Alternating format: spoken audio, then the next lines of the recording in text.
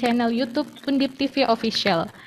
Kami berharap Bapak Ibu semua dalam keadaan sehat walafiat. Tetap semangat menjalani aktivitas setiap hari. Terima kasih telah meluangkan waktunya untuk menyimak seminar online pada siang hari ini. Kami sangat berbangga sekali pesertanya tidak hanya dari Semarang dan seputar Pulau Jawa, namun juga dari berbagai daerah lainnya. Alhamdulillah animo Bapak Ibu semua dan masyarakat umum sangat baik dan antusias terhadap adanya seminar online mengenai medical hypnosis kali ini. Baik, sebelum kita mulai acara siang ini, terlebih dahulu saya ingin mendengar respon dari Bapak Ibu sekalian. Saya akan menyapa Bapak Ibu dengan salam sehat jiwa. Bapak Ibu bisa mengetik di kolom chat, salam sehat jiwa. Silahkan Bapak Ibu yang kami hormati, bisa mulai mengetik di kolom chat, salam sehat jiwa. Ya, baik Bapak Ibu, salam sehat jiwa Bapak Ibu semua. Dengan mengucap syukur kehadirat Allah Subhanahu wa Ta'ala, seminar ini terselenggara berkat kerjasama antara program studi pendidikan dokter spesialis 1 psikiatri Fakultas Kedokteran Undip dan juga bagian psikiatri Fakultas Kedokteran Undip dengan Perhimpunan Dokter Spesialis Kedokteran Jiwa Indonesia Cabang Semarang. Tentunya tidak sedikit dari kita yang telah mendengar kata hipnosis, hipnoterapi, atau hipnotis sebelumnya. Sebagian dari kita pun juga ada yang bertanya-tanya, apa sih hipnosis itu? Lalu hipnosis dengan hipnotis itu bedanya apa? Dalam dunia medis pun ternyata dikenal istilah ini atau medical hypnosis. Pada kesempatan siang ini kita akan mendengarkan secara langsung dari para ahlinya mengenai medical hypnosis dan harapannya nanti di akhir acara kita bisa mengenal mengenai medical hypnosis dan kali ini pembahasan tentang mekanisme tidur lebih baik. Mohon izin, saya Dr. Fenty, PPDS Psikiatri FK Undip, akan memandu seminar ini yang akan berlangsung selama kurang lebih 1 jam ke depan, dengan susunan acara sebagai berikut. Untuk materi yang pertama, akan dibawakan oleh Dr. Inawati Yusuf, MKes STKJ, kemudian materi kedua akan dibawakan oleh Dr. Widodo Sarjana AS, MKM STKJ. Kemudian sesi berikutnya adalah sesi diskusi selama kurang lebih 20 menit dan kita akhiri dengan foto bersama. Baik, memasuki acara inti, izin kami menyampaikan kurikulum vitae dari pembicara yang pertama, yaitu Dr. Inawati Yusuf, Magister Kesehatan, Spesialis Kedokteran Jiwa. Beliau menyelesaikan pendidikan dokter umum dari Fakultas Kedokteran Universitas Diponegoro. Kemudian dilanjutkan dengan S2 jurusan Biomedik FK Undip, lulus tahun 1998. Kemudian beliau menyelesaikan spesialis kedokteran jiwa dari Fakultas Kedokteran Undip, lulus pada tahun 2010. Saat ini beliau aktif sebagai dosen FK Undip. Beliau juga berpraktek sebagai psikiater di Rumah Sakit Nasional Diponegoro dan sebagai kepala KSM di KSM Psikiatri di RSND, serta psikiater di rehabilitasi Puri Saras. Dalam kegiatan organisasi, beliau sebagai Si Ilmiah PDSKJI Cabang Semarang. Beliau juga merupakan anggota Persatuan Psikoneuroimunologi Indonesia dan anggota Psikiatri Biologi Asian College of Neuropsychopharmacology. Baik, kita sapa terlebih dahulu pembicara pertama kita. Selamat siang, Dr. Inawati. Apa kabar, dokter? Ya, selamat siang semuanya. Selamat siang yang sudah hadir di link Zoom ini. Terima kasih dokter. Baik, kami persilahkan kepada Dr. Inawati untuk memberikan paparan selama kurang lebih 20 menit. Dan bagi para peserta dapat menuliskan pertanyaan di kolom chat yang kemudian ditujukan kepada pembicara siapa yang nanti akan kita bahas setelah materi kedua. Baiklah, waktu dan tempat kami persilahkan Dr. Inawati. Ya, selamat siang ya, menjelang mau sore. Terima kasih waktu yang sudah diberikan saya untuk saya bisa membagikan sedikit keilmuan tentang hal-hal yang berhubungan dengan tidur.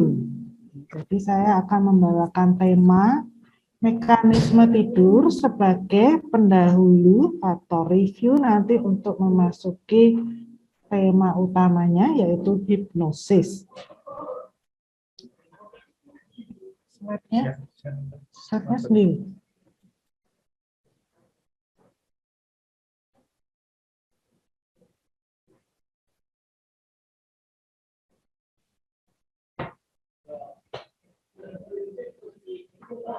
Mulai dan sedikit kita review bagaimana atau apa yang terjadi saat kita tidur. Nah, yang akan saya sampaikan adalah pertama, tidur itu bagaimana definisinya, atau mimpi itu kembangnya tidur, atau bagaimana definisinya.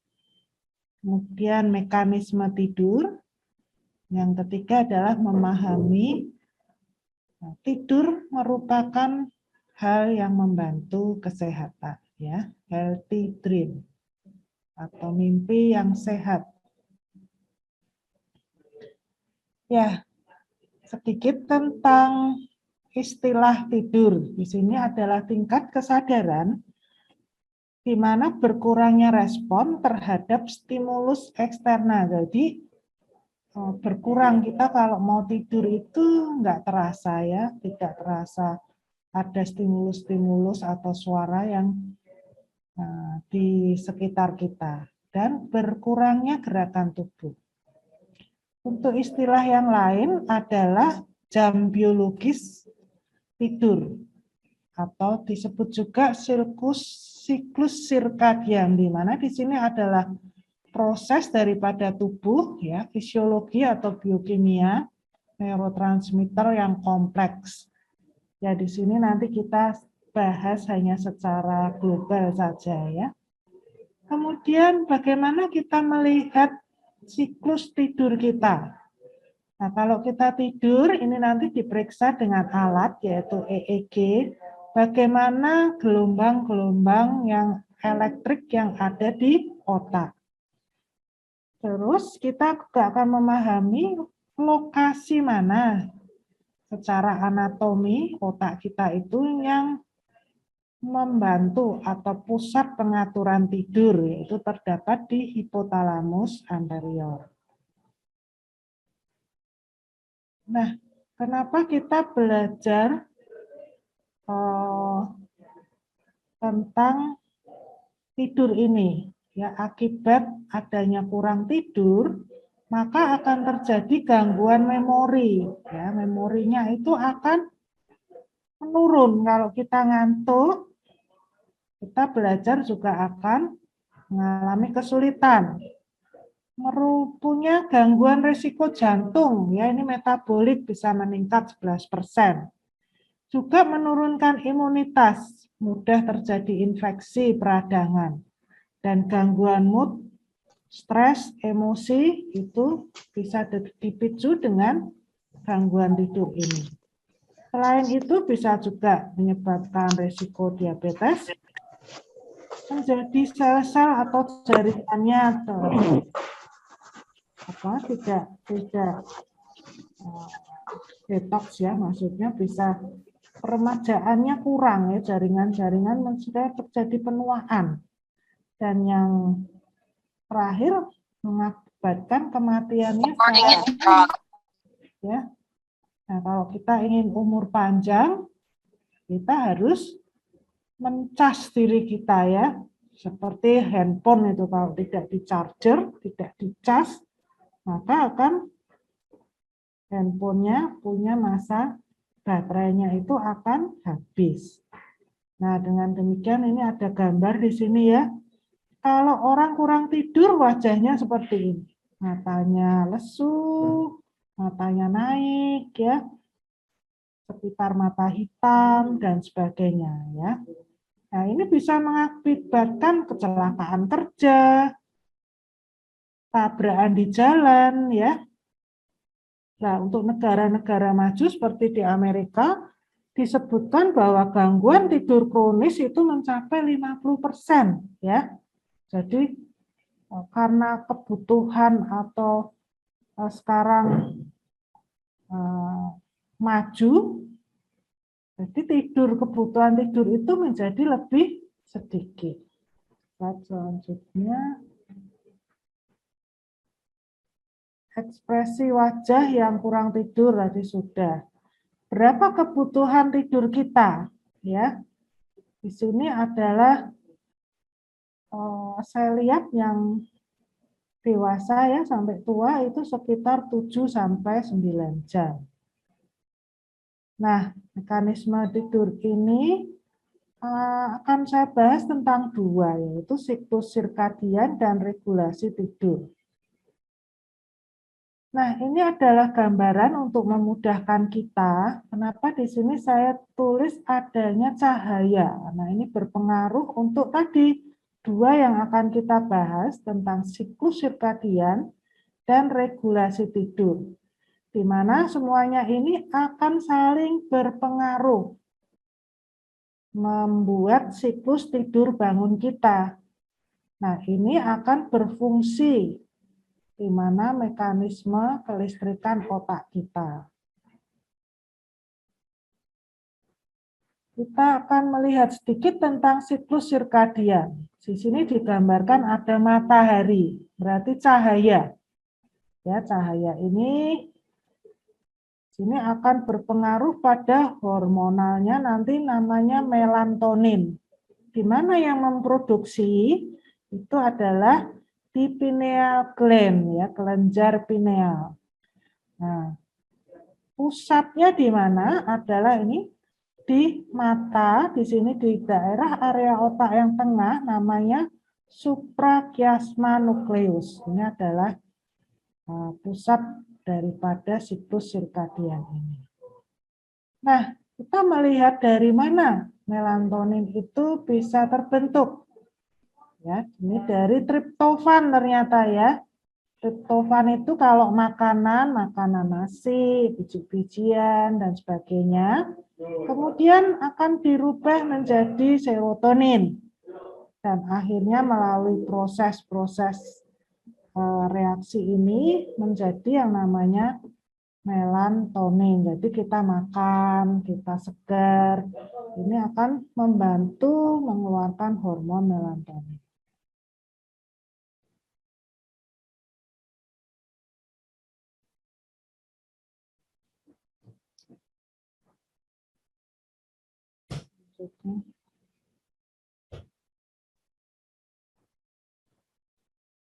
Nah, untuk lebih jelas lagi, saya akan melihat di sini. Ya, di dalam tidur, berarti yang berhubungan dengan cahaya, yaitu tidur akan menstimulasi di sini ya. Tadi pusatnya adalah di mata langsung ke nukleus tersebut, suprachiasma. Nah, ini yang akan menjadikan suatu kelenjar pineal memproduksi melatonin. Kemudian kita tidur, bubuk ya. Nah, kalau terjadi suatu mataharinya terang, ini akan menjadikan ada oreksin yang menyebabkan aktivitas ya. Nah, jadi apabila di sini ada kerja atau jaga yang terbalik-balik ya, misalnya ada shift jaga, kadang-kadang ini juga akan mengganggu daripada siklus sirkadian ini. Makanya di sini adalah terapinya kita bisa memberikan melatonin ya. Jet lag, misalnya berpergian yang waktu pagi dan waktu siangnya berbeda, itu kita juga butuh penyesuaian. Bisa juga diberikan seperti melatonin ya, zat melatonin.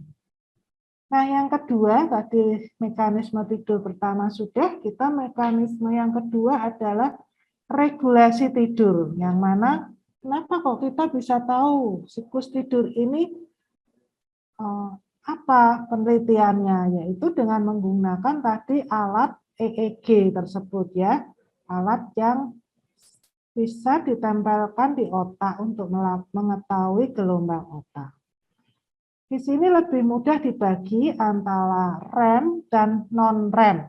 Jadi REM itu di mana mata itu bergerak ya, tidur tapi ada gerakan-gerakan mata. Kalau non-REM matanya tidak bergerak. Nah, ini bisa dilihat dengan biasanya kalau dulu anak-anak kecil suruh bobo itu kan tidak mau bobo ya, jadi dia merem, tapi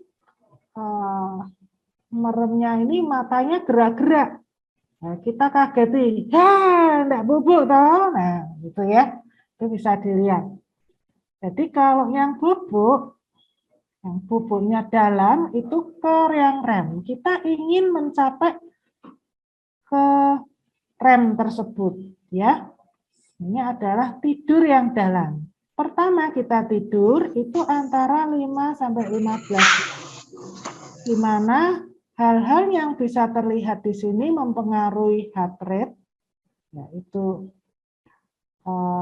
heart rate-nya masih rendah ya, detak jantung di sini ya, termasuk suhu, termasuk vital sign ya, di sini masih keadaan rendah. Kemudian setelah itu akan 15 menit kemudian sampai ada 4 tingkat. Ya, nanti ini dijelaskan lagi mungkin oleh Dr. Widodo nanti di slide-slide selanjutnya. Nah, saya akan menyebutkan dari 2 yang non-REM ke REM, di mana kita akan memasuki REM itu pada waktu 90 menit setelah non-REM. Yang pertama itu ya, rapid eye movement singkatannya itu. Nah, di yang kelima ini di mana gerak mata, kemudian heart rate, di situ ya tensi, suhu akan aktif dan meningkat. Ya, di sini kita lihat di mana pada waktu kita menginjakkan di usia-usia dewasa ya, di mana di sini terjadi sleep REM-nya yang rata ya. Rata itu waktunya sama. Nah, berapa jam kita mendapatkan? Kurang lebih di sini sampai 8 jam ya. Dan jadi kalau REM-nya ini sedikit. Lanjut. Nah, dalam waktu tidur 1 hari malam ya 8 jam tersebut bisa terjadi REM beberapa kali. Yaitu kalau di sini REM-nya ada 5 kali. Dan biasanya REM yang paling akhir yang menuju pagi itu akan lebih besar atau lebih lama ya waktunya di sini. Nah, kenapa yang saya sebutkan di sini REM? Karena ini akan terdapat tidur dalam, ya menyebabkan healthy dream, ya. Nah, kalau kita tidur tadi tidak mencapai REM, mungkin kita menjadi badannya letih lesu, tidak enak ya. Nah, lokasinya adalah di mana? Di ARAS, yaitu Ascending Reticular Activating System. Nah, kalau di gambar ini adalah gambar atau jaras atau garis yang hijau ini. Kemudian itu yang ada di pons dan ketalamus. Kemudian hormon-hormon yang berpengaruh di sini neurotransmitternya adalah asetilkolin, serotonin, dan norepinefrin. Terus perannya apa sih hormon-hormon tersebut? Kalau serotonin meningkat pas bangun itu serotoninnya banyak tinggi ya. Itu ada di repe nuklei. Sedangkan non-epinefrin sama.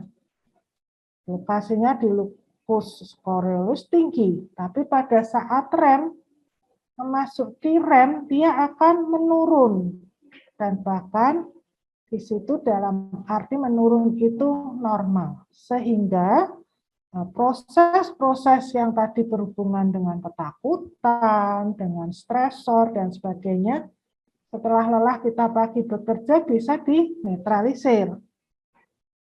Nah, ini adalah suatu apa yang kita inginkan adalah healthy dream, tidur dalam. Di mana kita buat ringkasannya, tidur REM yang lebih lama itu terjadi pada 7 sampai 8 jam. Ya. Nah, di situ dengan waktu remnya akan lebih panjang, tetapi 5 fase harus diikuti. Yang non remnya 4, yang kelima adalah rem, ya. Itu Anda tidurnya 7 sampai 8 jam. Selama tidur rem, lebih banyak aktivitas di daerah memori visual, motorik, emosional, autobiografi itu diredakan atau diproses dengan aktivitasnya diredakan, ya, emosionalnya menjadi lebih baik gitu ya. Kecuali kalau Anda baru tidur sebentar, emosionalnya lebih meluap-luap. Nah, saya ambil contoh adalah norepinefrin tadi ya. Norepinefrin pada saat terjaga atau bangun itu pada stasenya tidur non-REM itu meningkat. Nah, pada saat kita terbangun sampai malam hari, norepinefrin itu meningkat terus. Seandainya kita tidak bisa tidur atau kita melewati jam tadi, melatonin tadi tumbuh kurang lebih sekitar jam 21 ya, atau jam 10.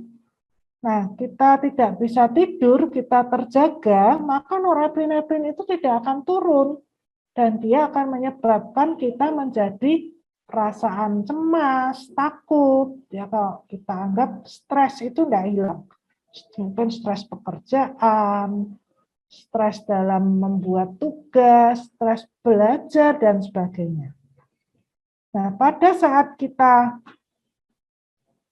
melepaskan pekerjaan dan kita berusaha untuk bisa tidur dan mencapai tadi stase atau tingkat REM tadi, maka norepinefrin itu akan menurun dan normal.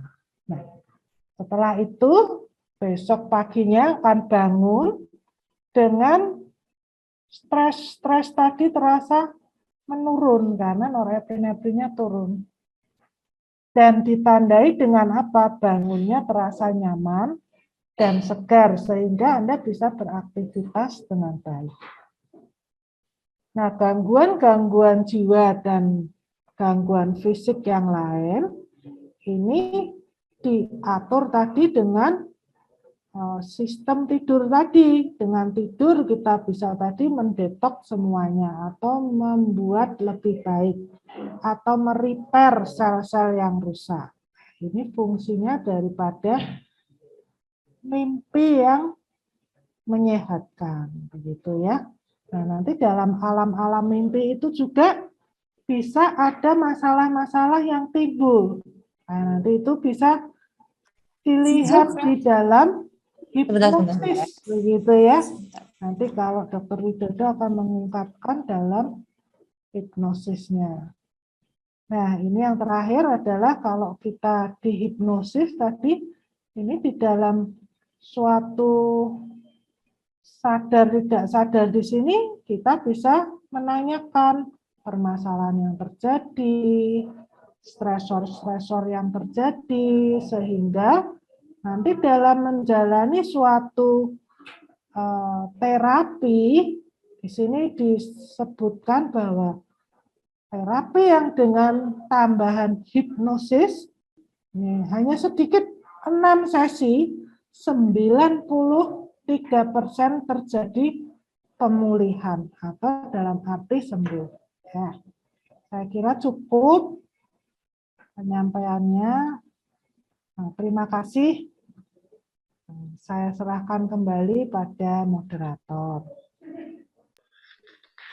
Baik, terima kasih kepada Dr. Inawati Jusuf, Magister Kesehatan Spesialis Kedokteran Jiwa yang telah memberikan paparan mengenai mekanisme tidur dengan sangat menarik, dilengkapi dengan gambar-gambar dan visual yang membuat kita lebih bisa lebih memahami sebenarnya bagaimana sih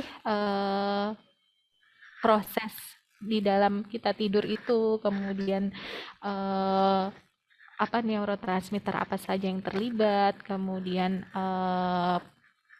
dan kaitannya mungkin sedikit tadi tentang gangguan tidur seperti itu. Baik, memasuki materi yang kedua, izin kami menyampaikan kurikulum vitae dari pembicara kedua, yaitu Dr. Widodo Sarjana AS, Magister Kesehatan Masyarakat, Spesialis Kedokteran Jiwa. Beliau menyelesaikan pendidikan dokter umum dari Fakultas Kedokteran Undip tahun 1996, kemudian menyelesaikan S2 Magister Kesehatan Masyarakat FKUI tahun 2006. Lalu kemudian beliau menyelesaikan pendidikan dokter spesialis kedokteran jiwa FK Undip, lulus tahun 2014. Saat ini beliau juga sedang menempuh pendidikan S3 Ilmu Kedokteran dan Kesehatan di FK Undip. Beliau berpraktek juga sebagai psikiater di Rumah Sakit KRMT Wongsonegoro Semarang, di Rumah Sakit Nasional Diponegoro, dan juga Rumah Sakit Muhammadiyah Cepu. Beliau aktif sebagai dosen FK Undip, dan sejak 2020 beliau juga menjabat sebagai Ketua PDSKJI Cabang Semarang. Baik, kita sapa terlebih dahulu pembicara kedua kita. Selamat siang, Dr. Widodo. Selamat siang, Dr. Fenty. Apa kabar, dokter? Alhamdulillah, baik. Baik, kami persilahkan kepada Dr. Widodo, Spesialis Kedokteran Jiwa, untuk memberikan paparan selama 20 menit ke depan. Kami persilahkan, dokter. Oke, matur nuwun. Saya izin share screen.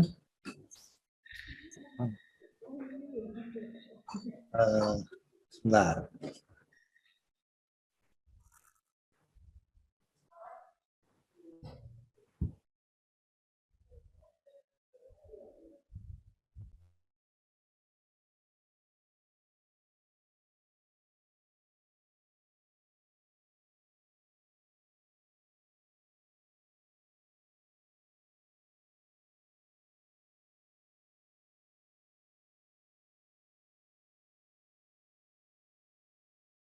Mohon maaf, dokter, untuk unmute, dokter. Ya, ini gimana caranya? Stop. Oke, terus.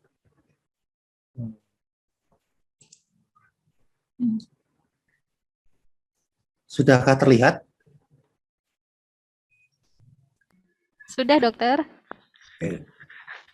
Baik. Selamat siang, terima kasih.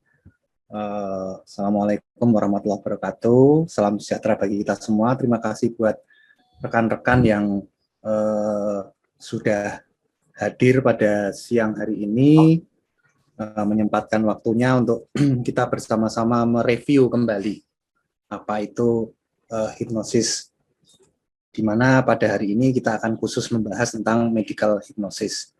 Saya lihat ini. Sudah, dokter. Baik. Selamat siang, terima kasih.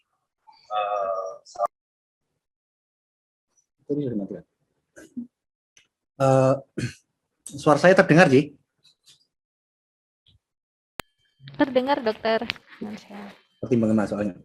Oke, jadi saya melihat di sini ada guru saya, Rawo, hadir. Dr. Mutrarsih, selamat siang, sehat selalu, Dok. Dan juga teman-teman yang sudah pada lulus psikiater juga datang untuk mendengarkan dari luar pulau, ada yang dari Sumatera, ada dari Indonesia Timur juga ini. Oke, baik, saya mulai saja. Masalahnya. Oke, jadi kita mulai dari pengertian hipnosis, di mana pengertian hipnosis ini adalah hipnosis itu dari kata dari bahasa Yunani hipnos, di mana dia merupakan dewa tidur. Jadi sebenarnya hipnosis itu adalah suatu kondisi yang disebabkan oleh keadaan konsentrasi yang tinggi pada satu ide tunggal, di mana ide tunggal itu disugestikan oleh orang yang menghipnosis. Ini bisa orang lain yang memberikan sugesti atau diri sendiri atau self hipnosis. Nah, pada kondisi tersebut, imajinasi, kepercayaan, dan harapan itu akan lebih intens dibandingkan dengan kondisi ketika orang dalam kesadaran yang dalam tanda petik normal. Itu disampaikan oleh Bapak James Braid ya. Terus, mana majunya?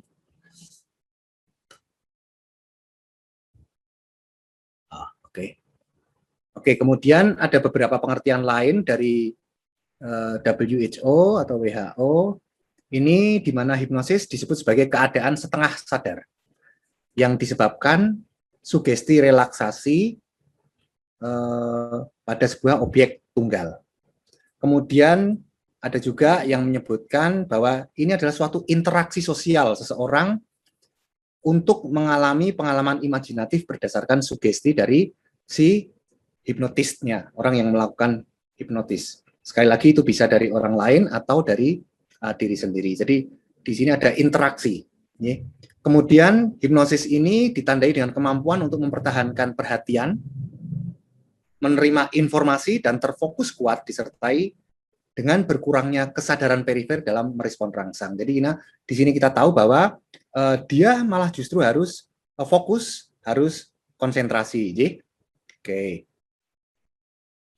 Kemudian ada juga yang mengatakan bahwa hipnoterapi itu adalah suatu terapi psikologis yang digunakan atau yang diberikan oleh seorang clinical psychologist yang terlatih untuk mengobati berbagai macam gangguan psikologis maupun psikosomatik, ya, di mana conscious mind atau kesadaran itu dipindahkan ke kondisi trans. Sehingga hal ini akan menyebabkan seseorang akan berpindah menjadi satu kondisi yang lebih positif. Selanjutnya adalah sejarah hipnoterapi. Jadi sebenarnya ada yang disebut sebagai tradisional hipnotism, yaitu sebelum abad ke-18. Itu namanya tradisional hypnotism, di mana itu ada di Mesir, ya. Itu biasanya bareng atau dipraktekkan di dalam ritual agama, kemudian pengobatan bangsa Mesir pada sekitar tahun 1500-an itu sudah ada yang disebut sebagai hipnosis, ya. Kemudian pada abad ke-18 berpindahlah itu menjadi apa yang disebut sebagai sejarah hipnosis modern. Di sini karena masuk ke dalam pengobatan di dalam dunia klinis, maka disebut sebagai modern clinical hypnotherapy. Kita bisa melihat di sini dari sejarahnya, yang pertama kali itu adalah Dr. Franz Anton Mesmer dari tahun 1743 sampai 1815. Dia dinobatkan sebagai bapak hipnotisme sedunia atau bapak hipnotisme modern. Dia itu dokter dari Wina. Dia mengembangkan metode penyembuhan dengan hipnotis secara ilmiah, di mana teorinya dia itu adalah teori namanya animal magnetism. Jadi bahwa beliau menyatakan bahwa ada pengaruh medan magnet terhadap tubuh manusia. Sehingga pada prakteknya beliau menggunakan semacam magnet-magnet yang ditempelkan ke dalam tubuh manusia. Kemudian berlanjut, ini namanya saya sulit membacanya, Frater Joseph Gassner, Marquardt atau Marcus Chasnet de Puységur ini dan Dr. James ini juga mempraktekkan hipnoterapi. Jadi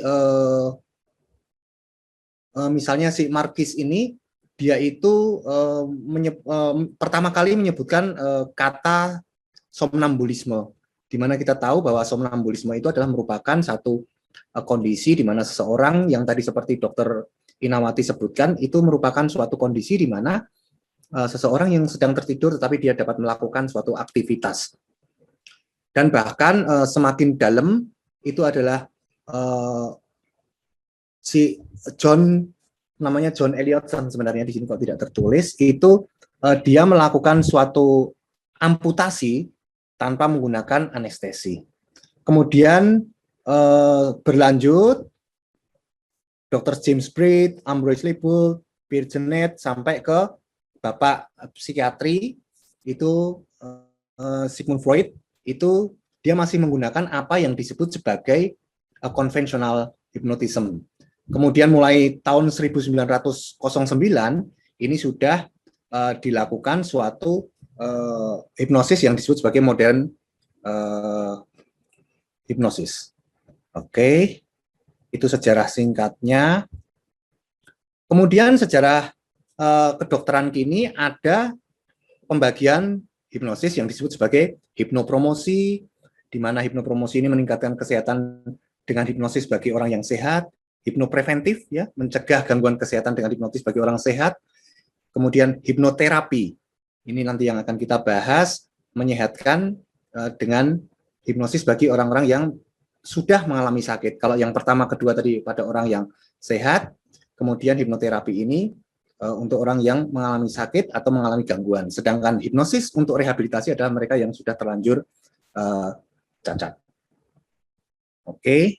Kemudian kita lanjut ke slide berikutnya. Nah, sebenarnya hipnoterapi itu atau medical hypnosis itu termasuk dalam teknik psikoterapi yang diajarkan pada ilmu yang mengarah pada pikiran, perasaan, dan perilaku, baik itu di psikologi maupun di psikiatri.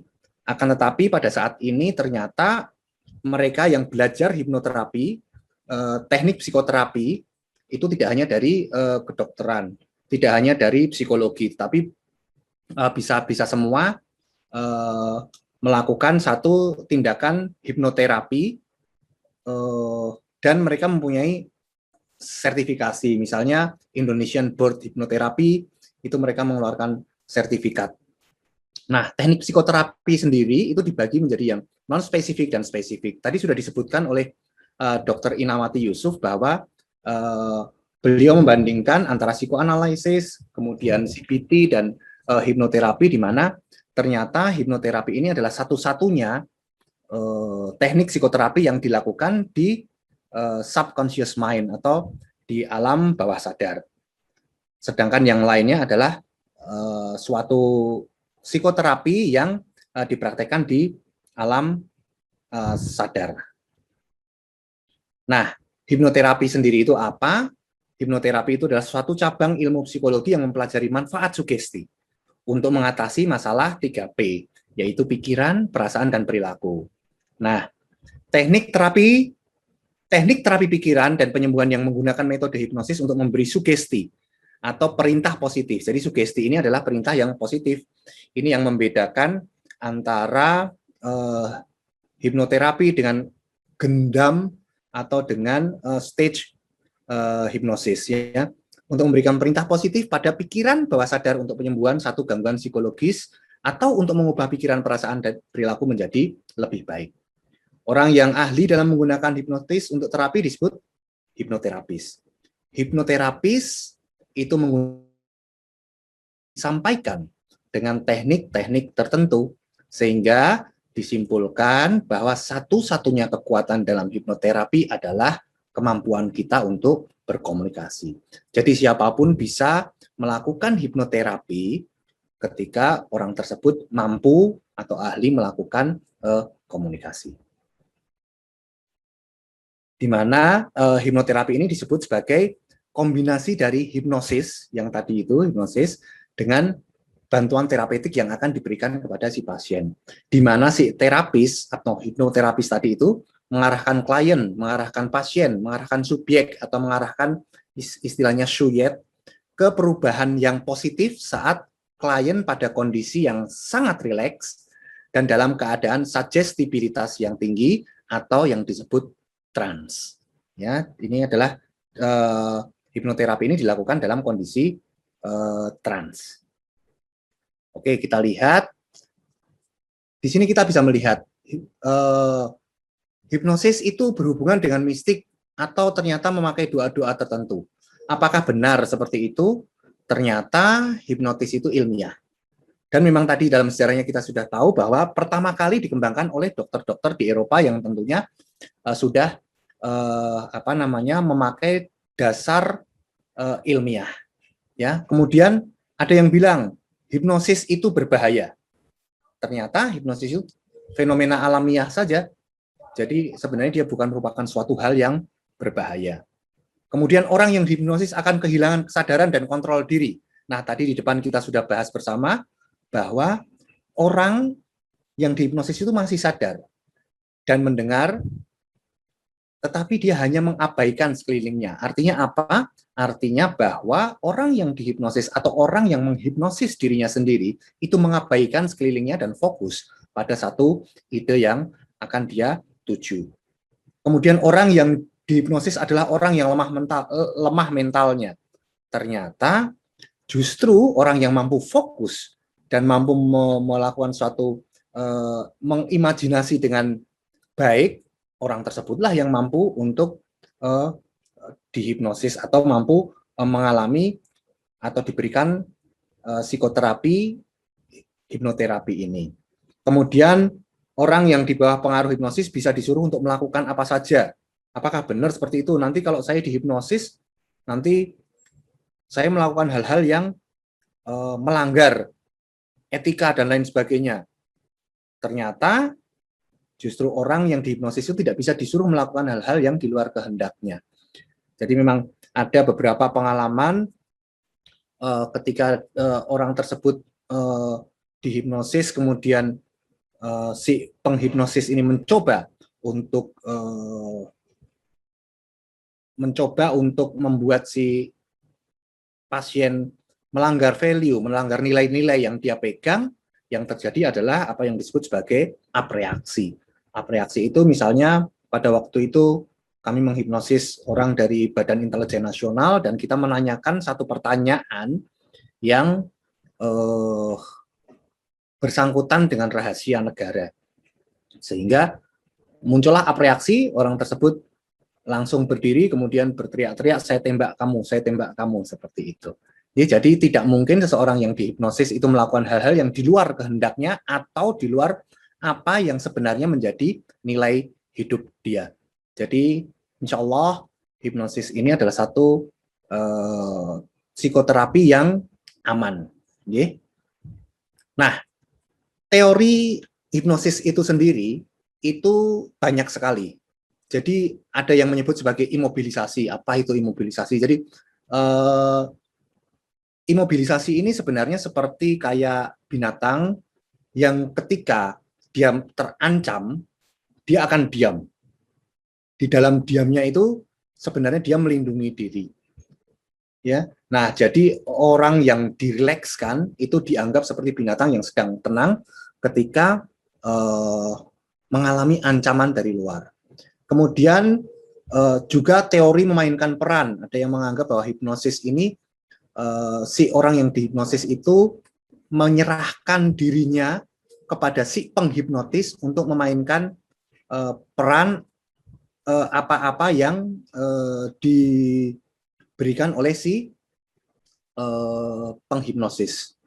Kemudian ada juga yang disosiasi karena ada di alam bawah sadar, maka muncullah disosiasi yang tidak yang dalam tanda petik tidak sepenuhnya disadari atau yang sebelumnya tidak terangkat ke alam sadar itu dibuka oleh penghipnosis. Kemudian hipersugestibilitas artinya bahwa ketika suatu kata-kata itu menjadi suggestible, menjadi sangat mensugesti seseorang ketika dia dimasukkan di alam bawah sadar, di gelombang otak tertentu yang nanti akan kita bahas di belakang. Atau juga suatu teori hipnosis ini adalah teori regresi, di mana seseorang akan ditarik ke memori masa lalunya, dan nanti di situ dia bisa diperbaiki hal-hal yang hal-hal yang pada saat ini sangat sulit untuk diperbaiki. Kemudian ada juga yang mengatakan bahwa ini suatu kondisi psikosomatik. Contoh untuk yang psikosomatik ini adalah tadi, yaitu hipnoanalgesia atau hipnoanestesi, di mana seseorang bisa sampai dimatikan dalam tanda petik rasa nyerinya karena dia sudah mencapai satu kondisi trans yang dalam. Juga merupakan status histeria bisa, dan aktivitas inhibisi dan idiomotor itu merupakan dasar-dasar teori hipnosis yang diajukan oleh para ahli. Nah, gelombang otak manusia itu menandakan adanya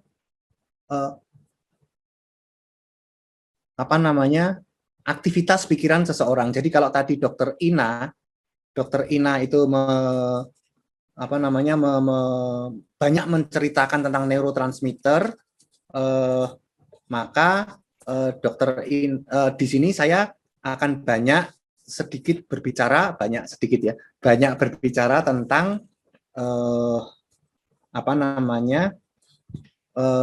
gelombang otak manusia, di mana ternyata otak adalah merupakan organ yang bersifat elektrokimia. Otak ini ternyata setelah diperiksa merupakan suatu organ yang bersifat elektrokimia, di mana ketika dikumpulkan, otak ini bisa menghasilkan energi listrik sebesar 10 watt, ya. Terus. Nah, ini adalah gelombang-gelombang otak. Yang pertama adalah gelombang beta.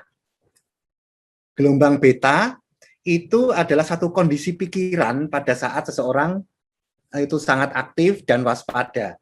Kondisi ini adalah kondisi umum ketika kita sedang beraktivitas normal, ya. Kita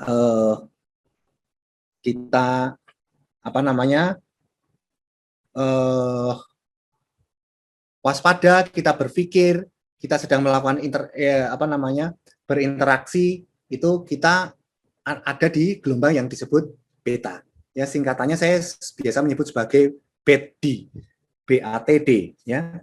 Kemudian kalau gelombang alfa itu adalah kondisi pikiran yang sebenarnya rileks dan santai, ya. Jadi orang tersebut seharusnya rileks dan santai, tetapi dia fokus. Dia fokus pada sesuatu. Misalnya sedang berdoa, meditasi. Kemudian gelombang alfa ini adalah suatu jembatan penghubung antara pikiran sadar kita dan pikiran bawah sadar.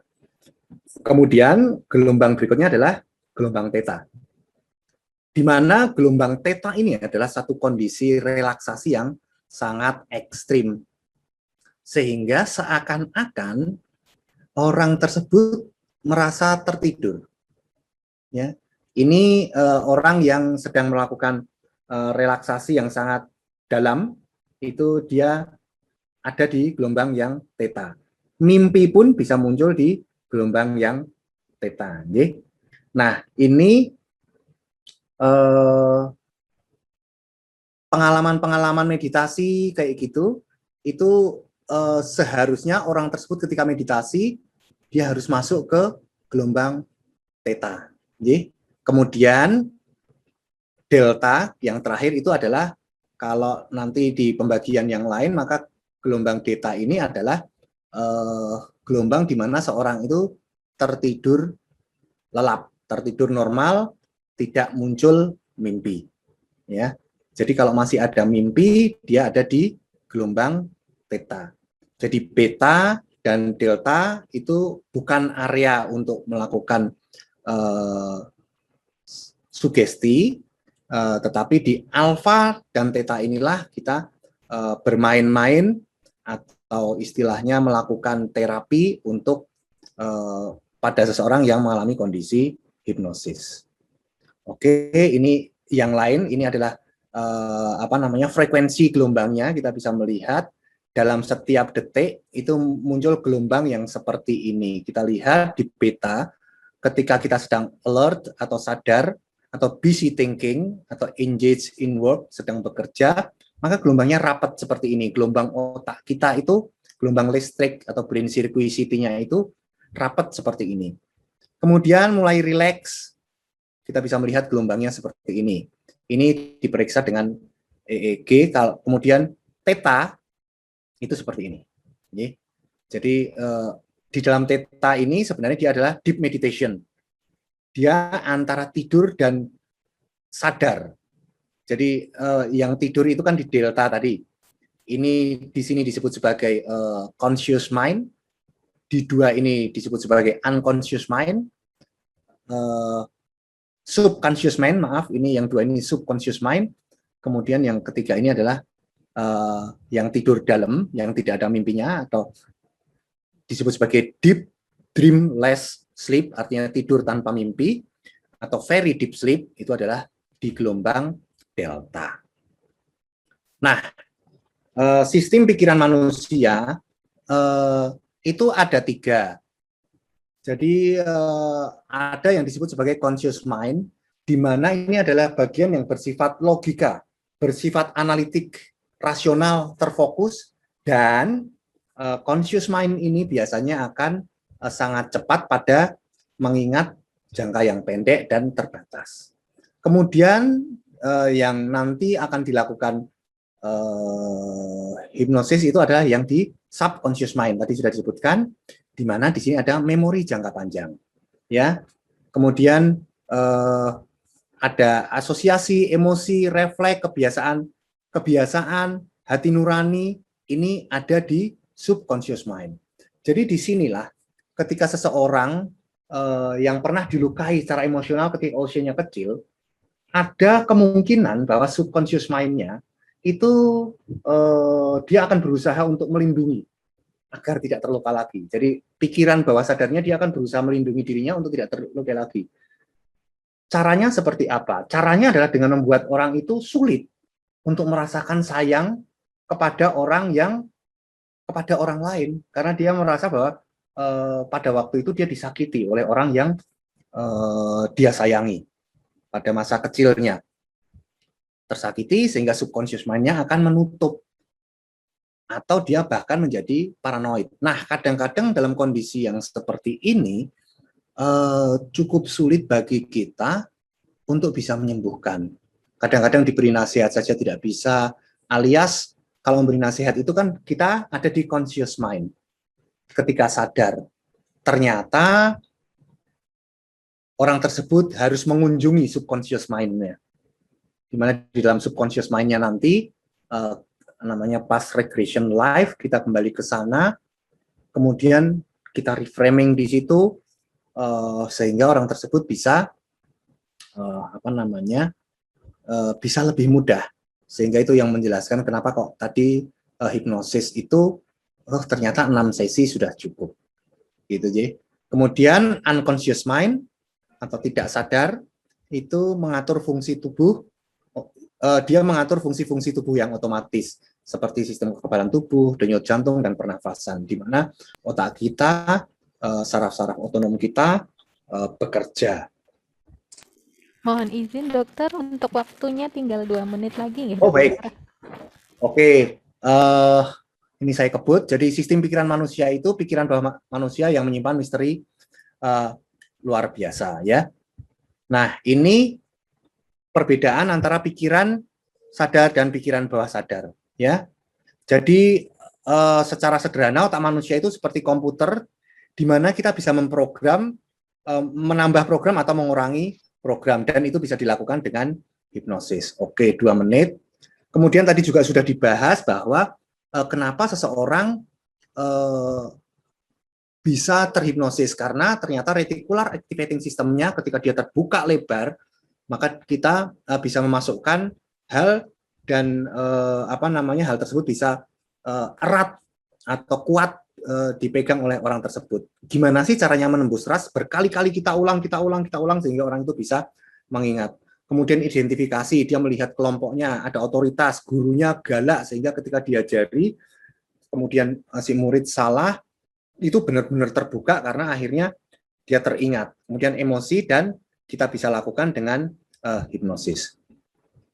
Oke, ini conscious area, critical area, pikiran sadar 10%, pikiran bawah sadar 90%. Jadi banyak sekali, sebenarnya 12-88 ya, banyak sekali hal yang ternyata di alam bawah sadar kita yang kalau kita angkat akan membuat kita menjadi lebih bagus. Nah, ini tadi gelombang-gelombangnya, di mana hipnosis state ada di alpha dan theta. Selanjutnya ada yang disebut sebagai subconscious programming. Jadi orang dihipnosis, diberi stimulus, kemudian dia akan merubah belief system dan self-image-nya. Oke, next. Ini konsep dasarnya di normal state, kembali ke normal state, di mana pada saat sebelum dilakukan hipnosis, ada perilaku awal A, setelah dihipnosis diharapkan akan ada perilaku baru yang lebih positif. Nah, apakah setiap orang bisa dihipnosis? Ternyata 5% sulit, 80% moderat, dan 10% itu mudah. Di mana ketika sulit, moderat, dan mudah itu kita akan menggunakan teknik-teknik yang berbeda. Ini teknis ya. Oke. Nah, ini aplikasinya. Ada yang disebut sebagai stage hypnosis, itu untuk panggung, yang dulu seperti Deddy Corbusier, kemudian siapa itu biasanya cakep-cakep, kemudian ini yang kita pakai clinical hypnosis. Ya. Terus ada yang namanya anodyne awareness, itu anestesi, forensik hipnosis, kemudian metafisika, hypnobirthing, ini yang bisa disembuhkan dengan hipnosis. Kemudian apakah setiap orang dapat dihipnosis? Asal dia tidak menolak, asal dia mau, maka dia bisa dihipnosis. Kecuali dia tidak punya kemampuan untuk konsentrasi, tidak memahami komunikasi. Ya, jadi ini adalah syarat-syaratnya. Terus ini yang tidak bisa. Kalau retardasi mental tidak bisa. Tuli karena kita tadi dengan komunikasi, saya belum tahu apakah dengan bahasa isyarat seseorang bisa terhipnosis. Seharusnya bisa sih. Artinya karena stimulus itu masuk ke dalam otak, kemudian ada SOO dan lain-lain. Baik, terima kasih. Mungkin itu yang bisa sementara saya sampaikan. Mudah-mudahan ada manfaatnya bagi kita semua. Ya, terima kasih. Terima kasih Dr. Widodo atas penjelasannya. Menarik sekali pemaparan yang sudah diberikan mengenai medical hypnosis. Baik, kita memasuki sesi diskusi. Kita sudah ada beberapa pertanyaan di kolom chat. Bagi Bapak Ibu juga bisa mengisi link absensi yang telah dibagikan di kolom chat Zoom dengan batas waktunya sampai pukul 4 sore ini. Mengingat waktu, izin saya meringkas pertanyaan yang ditujukan kepada Dr. Ina terlebih dahulu. Untuk pertanyaan yang untuk Dr. Ina ini dari Anangga dari RSUD Talisayan. Izin bertanya, dokter, apa saja faktor yang mempengaruhi lansia sulit tidur? Manakah yang lebih membantu? Apakah pemberian melatonin, CTM, atau alprazolam? Kemudian pertanyaan masih dari Anangga dari RSUD Talisayan, untuk olahraga, neurotransmitter manakah yang membantu seseorang lebih nyenyak tidurnya karena olahraga? Kami persilahkan dokter kepada Dr. Inawati.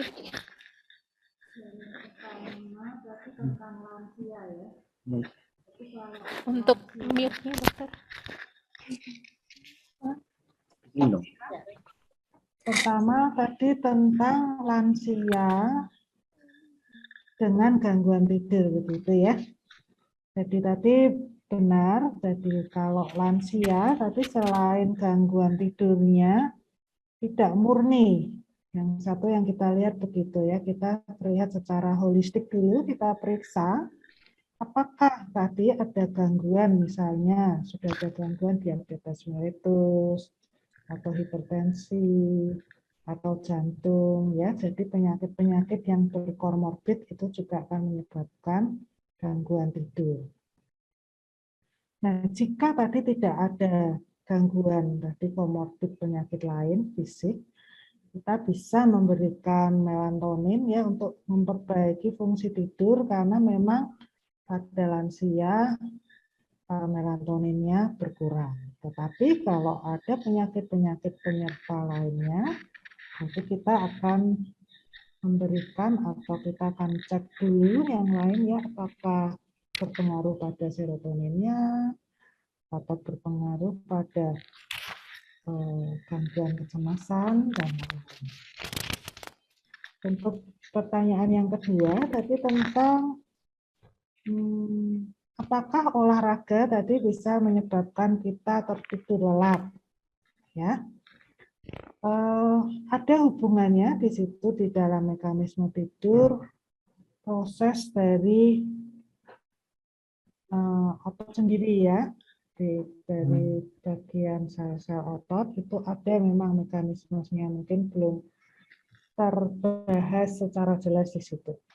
Tapi tetap olahraga itu memang ada manfaatnya ya, sehingga kita bisa memperbaiki sirkulasi dan sebagainya, sehingga bisa proses atau mekanisme tidur tersebut menjadi menjadi bagus ya, tidak menjadi kesulitan tidur. Ada pengaruhnya. Mungkin itu yang bisa saya sampaikan. Pak Dr. Widodo mungkin kalau mau menambahkan. Saya rasa cukup, jadi dokter. Baik, terima kasih kepada Dr. Inawati. Mudah-mudahan ini tadi menjawab pertanyaan Pak Anangga dari RSUD Talisayan. Kemudian pertanyaan berikutnya ditujukan kepada Dr. Widodo. Yang pertama dari Dr. Ayu mengenai hipnoterapi, pasien kami beberapa ada perbaikan tapi juga ada beberapa yang sulit untuk baik. Kondisi seperti apa yang bisa mulai diberikan obat-obat dan hipnoterapi? Lalu tentang efektivitasnya bagaimana antara monohipnoterapi dan hipnoterapi dan obatan? Kemudian yang kedua dari Lingga dari Undip, kapan kita dapat menyarankan pasien untuk melakukan hipnoterapi? Apakah hipnoterapi ini dapat dilakukan pada semua usia? Seperti itu, dokter. Kami persilahkan, dokter. Oke, baik. Terima kasih. Pertanyaannya bagus banget. Jadi untuk yang pertama itu adalah apakah kapan kita memberikan obat ya, dan kapan memberikan hipnoterapi gitu ya. Jadi begini, kalau di psikiatri itu kita bisa memberikan psikofarmakoterapi saja, kita bisa memberikan psikoterapi saja. Akan tetapi penelitian menunjukkan bahwa psikofarmaka ketika dia dikombinasikan dengan psikoterapi akan menjadi lebih baik. Di mana hipnoterapi ini merupakan salah satu dari bagian atau anaknya psikoterapi, sehingga kalau ditanyakan mana yang lebih baik, apakah dia tunggal dengan hipnoterapi atau apakah diberikan obat-obatan psikiatri, secara teori dan selama ini pengalaman yang saya dapatkan adalah ketika dua-duanya dikombinasikan itu akan menghasilkan hal atau kesembuhan atau perbaikan yang lebih maju dibanding dengan yang masing-masing tunggal, karena setiap gangguan jiwa itu selalu mempunyai aspek biologi, aspek psikologi, dan aspek sosial. Dari aspek biologinya dan kelistrikannya lancar semua. Jika sahabat semuanya kalau untuk psikososialnya kita bisa berikan psikoterapi. Salah satunya yang sedang kita bahas adalah menggunakan medical hypnosis, khususnya hipnoterapi. Mudah-mudahan itu cukup menjawab. Kemudian tadi pertanyaan yang kedua, kapan seseorang kita pikirkan untuk bisa diberikan hipnoterapi. Jadi pada prinsipnya bahwa terus usia berapa saja ya yang bisa diberikan hipnoterapi. Kalau saya jawab yang bawah dulu, kalau melihat syaratnya, kapan seseorang bisa dilakukan hipnoterapi adalah ketika dia memenuhi kriteria inklusi kalau di penelitian. Jadi tadi syarat pertama, karena satu-satunya hal yang dibutuhkan dalam hipnoterapi adalah kemampuan komunikasi, maka seseorang tersebut harus mampu berkomunikasi. Dalam arti bahwa kita berbicara dalam bahasa yang sama. Misalnya saya disuruh menghipnosis, orangnya kan mau dulu. Orang untuk psikoterapi itu syaratnya mau dulu. Oke, saya mau dok, kayak gitu. Nah, ketika dia mau, ternyata dia orang Prancis seperti itu atau orang Jepang kayak gitu. Saya tidak tahu bahasa Jepang, saya tidak tahu bahasa Prancis, sehingga bagi dia akan bingung menerima informasi dari saya karena dia harus fokus, tapi fokus pada hal yang dia tidak tahu. Seperti itu. Jadi komunikasinya baik, kemudian tidak ada mental retarded, kemampuan fokusnya baik, kemampuan imajinasinya baik. Terus siapa saja yang bisa dilakukan? Berarti bisa dari usia yang kanak-kanak sampai usia tua, sampai lansia pun bisa ketika dia masih mampu berkomunikasi dengan baik. Jadi kalau misalnya sudah sepuh, demensia, atau masih muda, skizofrenia, ya sepertinya hipnosis tidak akan masuk sebagai pilihan untuk dilakukan terapi. Itu. Terus apa tadi ya? Kapan ya? Kapan dilakukan? Salah satu syarat juga untuk kita melakukan psikoterapi adalah psikoterapi mana sih yang paling kamu kuasai? Karena setiap psikoterapi yang diberikan itu biasanya ada indikasi-indikasi tertentu yang memang paling cocok untuk itu. Bisa menggunakan misalnya dialectical behavior therapy untuk misalnya gangguan kepribadian ambang. Kemudian kognitif behavior therapy cocok untuk depresi, cocok untuk kecemasan. Hipnoterapi biasanya sih digunakan untuk mereka yang mengalami kecemasan juga bisa. Tadi cukup banyak. Salah satunya juga ketika kita ingin membawa si orang ini benar-benar kembali ke alam di mana dia dulu mengalami suatu trauma. Jadi dia kita tarik ke belakang pada saat umur sekian, pada waktu itu saya memecahkan vas kesayangan bapak saya yang harganya mahal, kemudian saya dimarahin. Reframing yang dilakukan di situ adalah kita membuat frame baru bahwa pada saat itu bapak marah, bukan bapak tidak sayang, tapi bapak kecewa sesaat karena refleks itu barang yang bapak beli dari jauh, mahal harganya kayak gitu. Tetapi tidak merubah sedikit pun sayang bapak kepada kamu yang memecahkan gelas. Misalnya ada dialog yang seperti itu di alam atau di umur ketika kita sudah bisa menarik dia regresi ke umur yang sebelumnya. Dan peristiwa-peristiwa traumatik itu sebisa mungkin diajarkan bahwa dengan peristiwa yang kayak gini kita bisa berrespon seperti apa, karena biasanya suatu peristiwa yang traumatik itu kita tidak memberikan respon tapi memberikan reaksi terhadap aksi yang ada, terhadap stimulus yang ada itu ada aksi, tanpa berpikir kemudian muncul, kemudian orang tersebut langsung drop ke bawah. Kira-kira seperti itu dokter. Mudah-mudahan menjawab ya dan tidak sirkumstansial. Dokter Ina mungkin ada mau menambahkan? Ya, cukup. Cukup, Ji. Sudah habis pertanyaan? Sebenarnya masih banyak dokter, tapi kita ya keterbatasan waktu dokter mungkin. Terima kasih kepada Dokter Inawati dan Dokter Meika, sangat jelas sekali penjelasannya. Semoga tadi juga menjawab pertanyaan Bapak dan Ibu sekalian gitu. Sayang sekali, Bapak Ibu, tidak terasa kita sudah 1 jam lebih berdiskusi mengenai yuk mengenal medical hypnosis.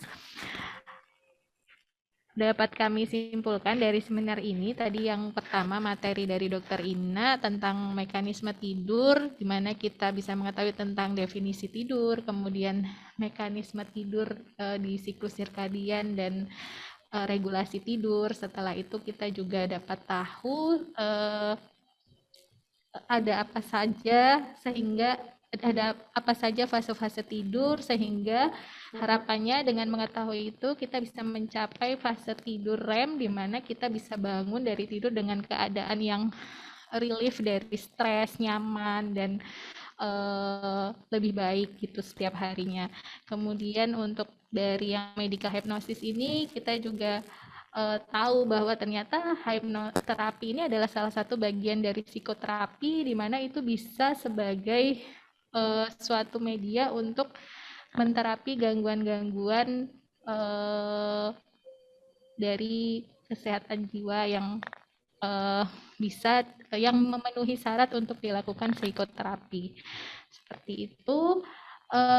Kami ucapkan terima kasih kepada para narasumber yang telah berbagi ilmu kepada kita semua dan juga kepada Bapak Ibu yang telah bersedia mengikuti acara seminar online ini dari awal sampai akhir. Untuk menutup acara seminar online pada sore hari ini, untuk kebersamaan kita semua, kami mohon agar peserta untuk bisa membuka kamera dan kita akan mendokumentasikan dengan foto bersama. Mohon bantuan dari pertanyaan sih ya. Oke, dokter. Ada yang bisa dijawab dengan 1 kalimat saja. Untuk mengetahui kemampuan suggestibilitas seorang dalam menerima hipnoterapi itu bagaimana caranya? Ada beberapa tes namanya suggestibilitas tes. Jadi kita bisa nanti bisa tahu apakah orang ini akan mudah dan tidak. Sepertinya mungkin ini perlu diadakan kayak workshop ya. Oke, dokter. Karena dalam prakteknya itu nanti akan kita akan lebih tahu ya. Dan semua orang bisa belajar hipnosis untuk menghipnosis dirinya sendiri, karena sebenarnya orang yang menghipnosis itu hanya sebagai fasilitator saja sih. Jadi sebenarnya hipnosis itu dilakukan oleh kita yang percaya pada diri kita untuk kita bisa mengalami itu. Kalau si orang tersebut yakin bahwa oke, saya bisa, biasanya akan jadi kok. Rata-rata seperti itu. Mungkin nanti kita tawarkan saja, siapa tahu ada peserta yang tertarik untuk melakukan sehingga kita lakukan langsung di aplikasi prakteknya saja. Dan biasanya seperti itu sih, kalau banyak teori seperti ini kayaknya memang agak hanya pengenalan bahwa oh ternyata ini ada scientific base-nya, ada dasar ilmiahnya nih, bukan ilmu sihir, bukan apa yang lain sebagainya. Itu aja sih. Maaf yang nggak bisa terjawab ya, nanti tanya ke Dokter Fenty biar dijawab per WA saja. Mohon bimbingannya, dokter. Ya, mungkin kita bisa ini ya, dokter, merencanakan untuk melakukan workshop lebih mendalam mengenai medical hypnosis ini, dokter, di lain waktu. Kita tunggu Bapak Ibu untuk membuka kameranya.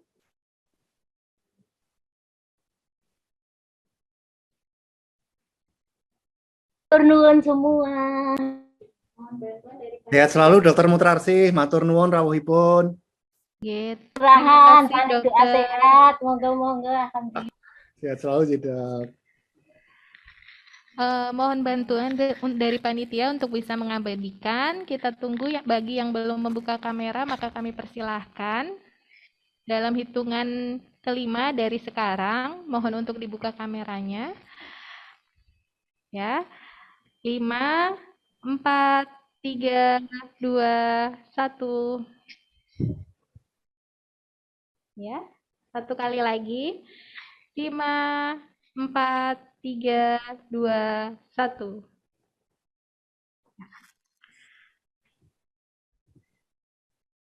Terima kasih sekali untuk seluruh peserta yang sangat antusias mengikuti dari awal hingga akhir seminar. Mohon maaf kepada para penanya yang belum sempat terjawab pertanyaannya. Nanti bisa menghubungi kontak person yang sudah ada dan bisa diberikan jawaban secara pribadi. Sekali lagi, semoga bermanfaat bagi kita semua. Selamat menjalankan aktivitas kembali. Akhir kata, salam sehat jiwa. Assalamualaikum warahmatullahi wabarakatuh. Sampai jumpa lagi di seminar series berikutnya dari Psikiatri FK Undip. Terima kasih. Nah, matur nuwun sedaya. Terima kasih. Terima kasih, dokter, Bapak, Ibu.